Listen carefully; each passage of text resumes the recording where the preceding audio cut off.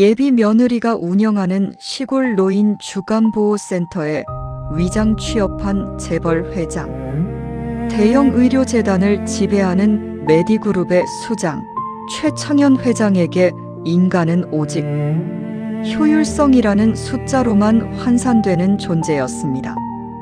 수익이 나지 않는 실버 시설은 가차없이 폐쇄하는 냉혈한 경영자였습니다. 어느 날 하나뿐인 아들이자 후계자인 민우가 청천벽력 같은 선언을 했습니다. 아버지, 저 결혼하고 싶은 여자가 있습니다. 가난한 노인 주간보호센터를 운영하는 평범한 사회복지사입니다. 뭐라? 사회복지사? 내가 미쳤구나. 고작 그런 흙수저 애를 내 며느리로 드리겠다고? 당장 헤어져라. 아버지, 사람은 재산으로 격이 정해지지 않습니다. 그 사람은 치매 노인들을 진심으로 돌보는 세상에서 가장 아름다운 영혼을 가졌습니다. 아들의 완강한 반항에 창현은 깊은 밤 분노로 잠을 이루지 못했습니다. 도대체 어떤 아이길래 내 아들이 눈이 멀어 유산까지 포기하겠다는 건가? 내가 직접 가서 그 여자의 위선을 벗겨내리라. 창현은 비서실장에게 비밀 명령을 내려 예비 며느리 은서연이 운영하는 강원도 영월의 햇살 주간보호센터에 신분을 숨기고 계약직 노동자로 위장 취업합니다.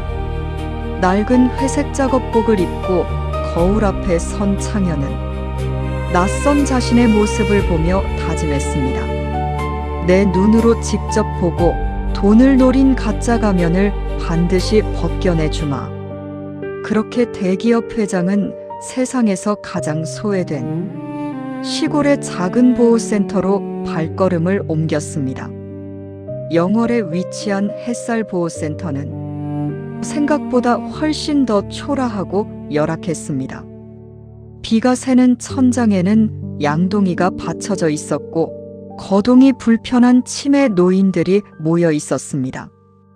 그곳에서 창현을 맞이한 예비 며느리 서연은 땀 범벅이 된 채 노인의 배설물을 닦고 있었습니다. 아, 새로 오신 최만수 아저씨 맞으시죠? 보시다시피 저희 센터가 손이 많이 부족합니다.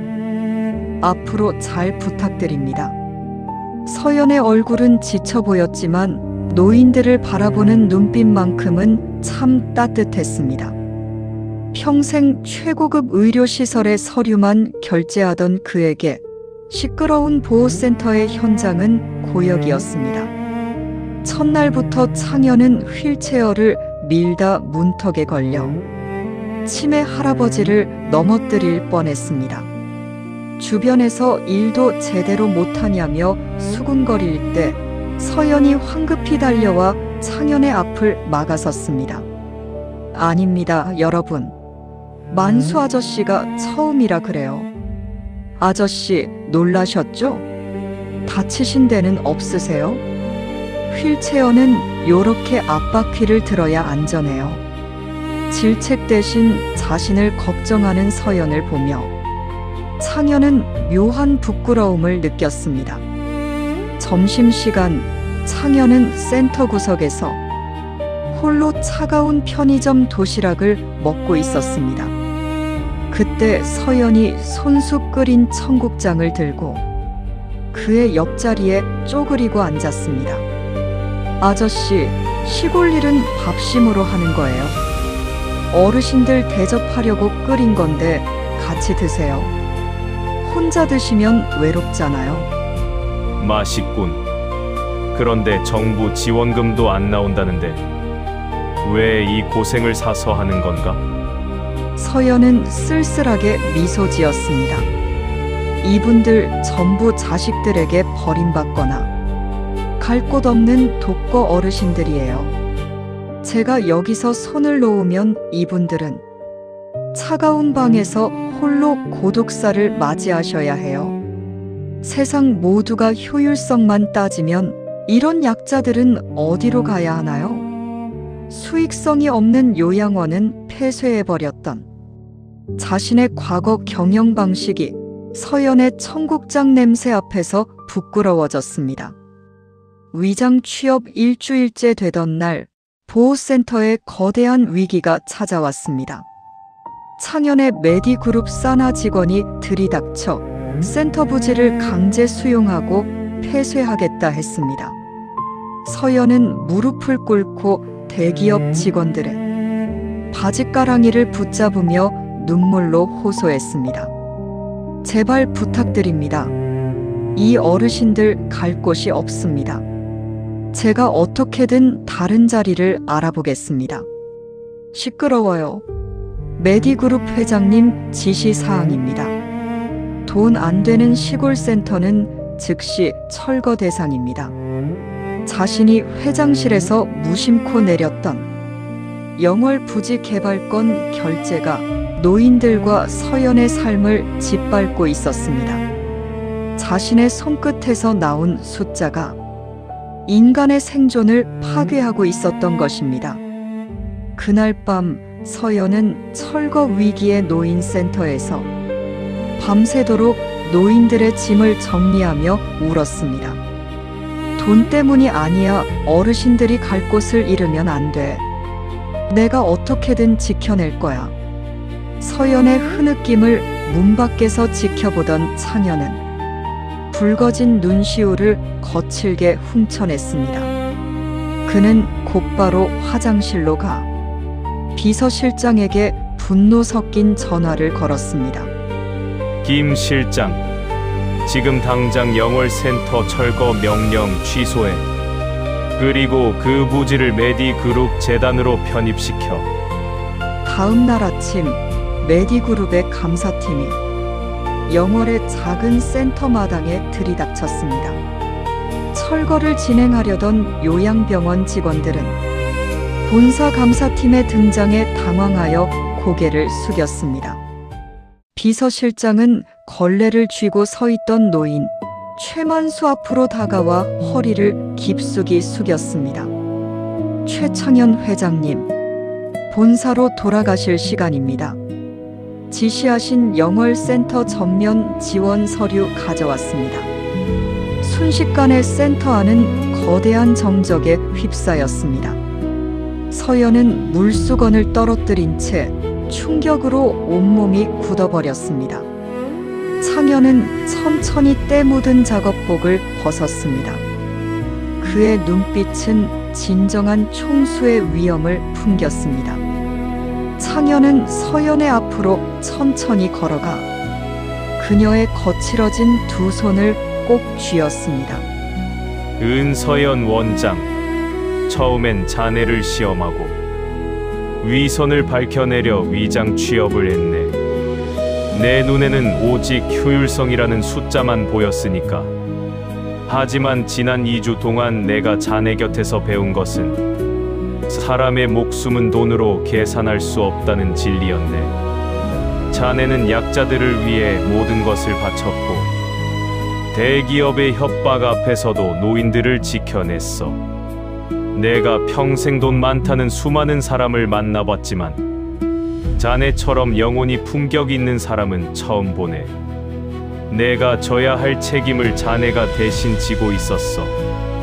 이 오만하고 눈먼 시아버지를 용서해주고 내 아들 민우의 인생 동반자가 되어주겠나? 제발 우리 가문의 가장 귀한 복덩이가 되어주게. 대기업 총수가 가난한 사회복지사 앞에 고개를 숙인 진심 어린 사죄였습니다. 순식간에 센터 안은 노인들의 박수갈채와 요양보호사들의 환호성으로 가득 차올랐습니다. 서연은 참았던 눈물을 터뜨리며 고개를 숙였습니다. 창현은 비서실장을 돌아보며 단호하게 명령했습니다. 김 실장, 햇살보호센터를 메디그룹의 지원을 받는 최첨단 시니어 복지관으로 신축해라. 여기 계신 어르신들의 평생 의료비와 부지 대금을 전액재단에서 무상 지원해라. 한 달 후 최창현 회장의 대저택 식탁에는 화려한 양식 대신 따뜻한 청국장이 차려졌습니다. 앞치마를 두른 창현 회장은 며느리 서연의 밥 위에 직접 장아찌를 올려주며 환하게 웃었습니다. 진짜 부자는 지갑이 두꺼운 자가 아니라 마음이 따뜻한 사람을 내 곁에 둔 사람이라는 것. 창현은 인생의 가장 늦은 목차에서 세상에서 가장 소중한 부의 조건을 배웠습니다.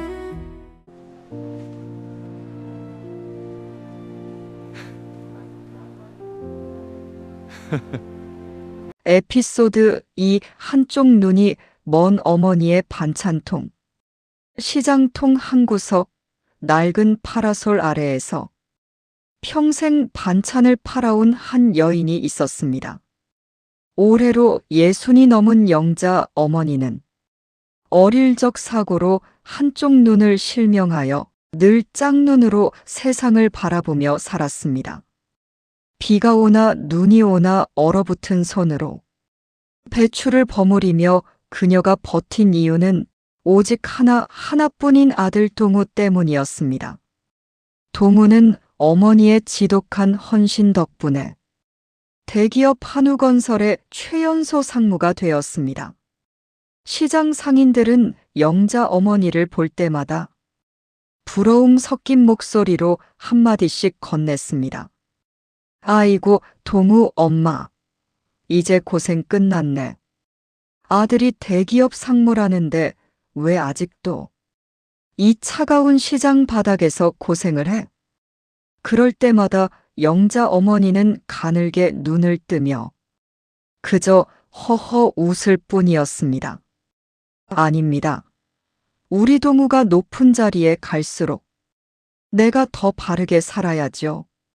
자식 앞길에 시장 반찬 장사하는 애꾸는 엄마가 짐이 되면 안 되잖아요.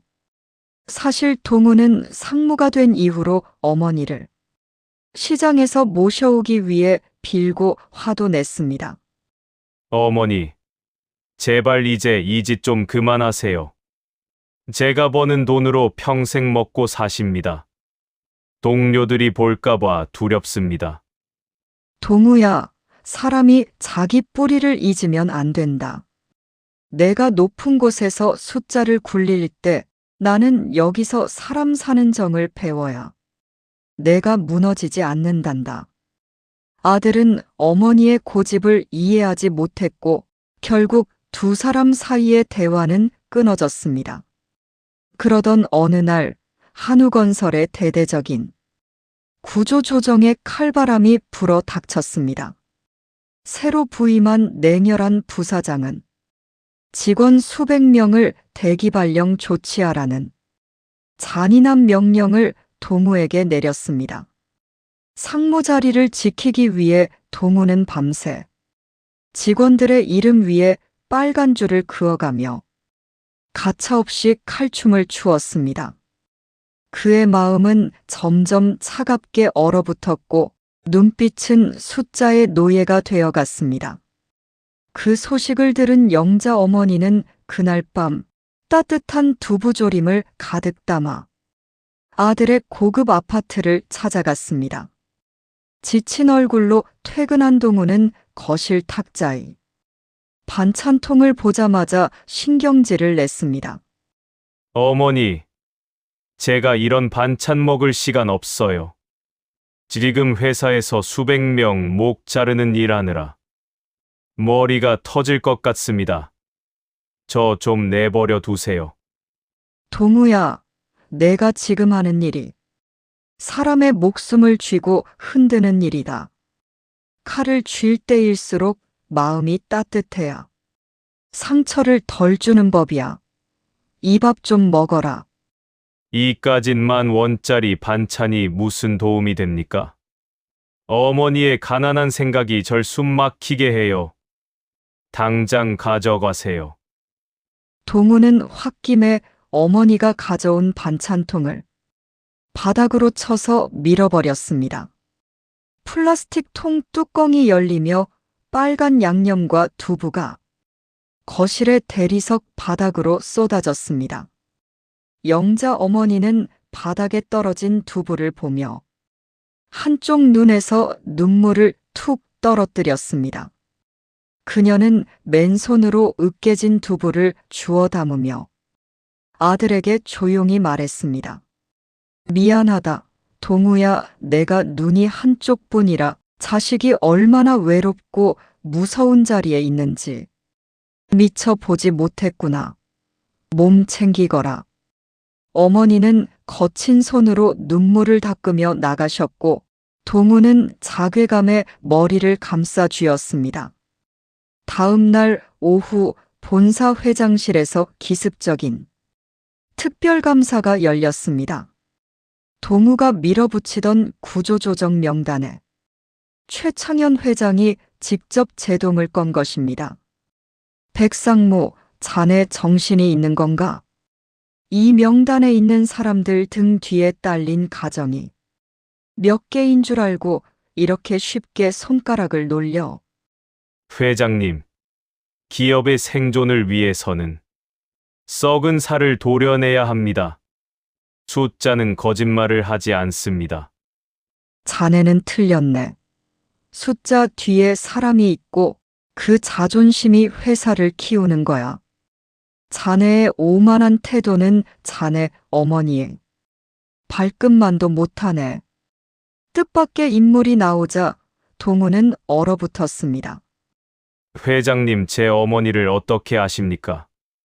내가 지난주에 시장에 들렀다가 우연히 자네 어머니가 장사하시는 걸 보았네. 단돈 몇 천 원짜리 반찬을 팔면서도 독거노인들에게는 돈도 받지 않고 보따리 가득 찬을 쥐어주더군.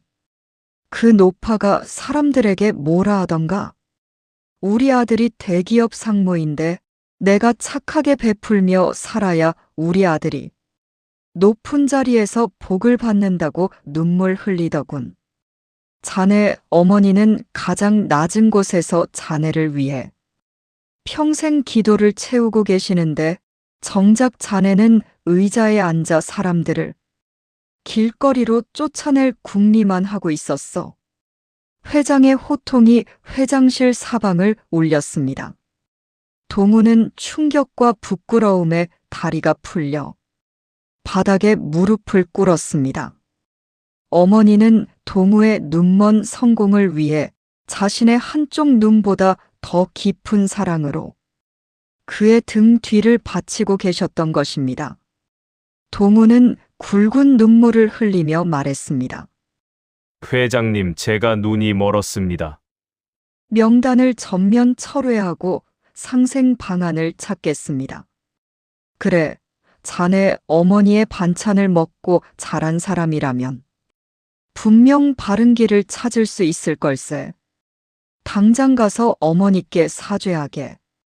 동우는 뒤도 돌아보지 않고 회장실을 뛰쳐나와 어머니의 시장 바닥으로 달렸습니다. 숨이 턱 끝까지 차오르도록 달려 도착한 골목, 차가운 바람을 맞으며 손님을 배웅하던 어머니의 작고 초라한 뒷모습이 보였습니다. 동우는 사람들의 시선도 아랑곳하지 않고 거친 시장 바닥에 무릎을 꿇었습니다. 어머니, 제가 잘못했습니다. 제가 눈이 멀어 어머니의 깊은 뜻을 몰라보고 대못을 박았습니다. 저를 용서해 주세요. 대기업 상무 양복을 입은 청년이 통곡하자 어머니는 다급히 아들을 일으켜 세웠습니다. 아이고, 동우야. 이 귀한 옷을 입고 왜 이래? 회사에서 잘린 게냐? 괜찮다. 이 엄마 반찬 장사로 너 하나 못 먹여 살리겠냐? 어머니는 오히려 아들의 자리가 위태로울까봐 자신의 수건으로 양복 흙을 털어내었습니다. 조건 없는 사랑, 어떤 죄를 지어도 품어 안는 어머니의 품 안에서 동우는 엉엉 울었습니다. 어머니, 저 안 잘렸습니다.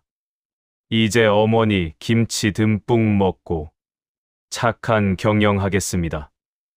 저녁 매일 같이 먹어요. 그래, 내 아들 깨달아줘서 고맙다. 한 달 후, 동우 상무는 전 직원의 고용을 유지하며 상생 경영을 이뤄냈습니다. 회사 게시판에는 진짜 리더를 만났다는 직원들의 찬사가 가득 찼습니다. 그리고 매일 저녁 7시가 되면 고급 외제차가 낡은 전통시장 앞에 멈춰 서서 앞치마를 맨 노파를 태우고 사라졌습니다. 성공의 기준은 숫자가 아니라 온기라는 것. 동우는 어머니의 반찬통 속에서 인생의 가장 위대한 진리를 배웠습니다.